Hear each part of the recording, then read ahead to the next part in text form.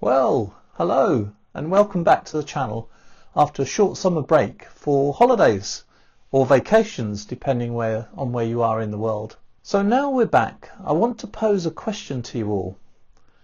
What do you expect the Catalyst methodology to provide? I know what my expectations were and still are, but will these align with yours? Hopefully, by the end of this series, I will have helped you meet some, if not all, of your expectations. To start with, my aim is to produce a series of videos that will hopefully assist you in getting through the delivering successful business outcomes with Catalyst Salesforce qualification. But this course will be much more than that, hopefully. It's not just focused on passing the exam. So before I start, I'd like to thank Jim Andrews and Jitendra Bafna, two of my MuleSoft ambassador colleagues, for mentioning my Catalyst blogs in their book, MuleSoft Platform Architect's Guide, which is available in most countries on sites like Amazon.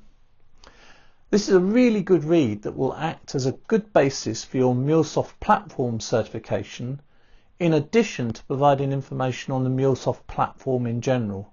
So thanks Jim and Jitendra, much appreciated. So if you're interested in all things Catalyst in terms of both applying the Catalyst methodology and passing the certification, then please consider subscribing to the channel. About 99% of the people who watch the videos don't currently subscribe, and it would mean a lot to me, and I'd appreciate all those that have already subscribed. So let's introduce the topic and lay the foundations for the series of videos. Now, there is some controversy or people disagree about whether Catalyst is a methodology, but I've written about the Catalyst methodology for a long time before personally taking the certification examinations, mainly because I was interested in understanding how the methodology worked and all of its components from the point of view of using it in real terms and seeing some of the principles applied in practice. Now, having worked in IT for a lot of years now, I've seen too many people taking various methodologies, and I'm going to call Catalyst a methodology, at face value and trying to apply every piece of advice and all of the principles. This applies in a lot of different ways, from the early adoption of what I called, or what was called, Structured Systems Analysis and Design Methodology, SSADM, which was developed by the UK government in the early 1980s, through to the Open Group Architecture Framework, TOGAF, which started in the mid-1990s and is still evolving today. So the message I want to emphasize here is that you need to understand what you are using, how you are using it, and apply your own experience to use what is required and ignore what is not required in each engagement. There's no point in producing documents that contain a statement that they are not applicable or not relevant. So don't do it. Save yourself the time. The same principles apply to Catalyst. Use it wisely, intelligently, and you will see significant benefits, as it has collateral that has been built up from many engagements, many users and many industries. Choose foolishly and you will not see the benefits that can come from using methodology. But let's move on before we stray too much into the Indiana Jones and the Last Crusade script. So, what is the catalyst? Well, in non-chemical terms, a catalyst refers to something that accelerates or facilitates a process or change in various contexts without itself undergoing a permanent change. So this is not quite 100% true with the MuleSoft Catalyst, as new material is added over time, but in general it's a good description. So what are we trying to do? We're looking at accelerating and facilitating change in many different ways, with some elements being advisory and some elements being quite strict in their application. but more of that later in the video.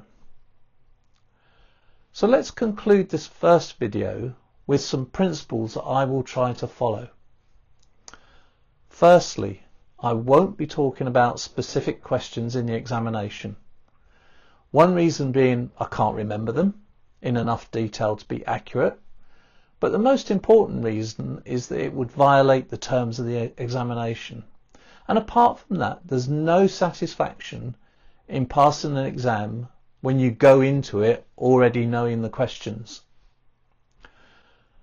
Let's be straight, the videos will be no substitute for undertaking the course material.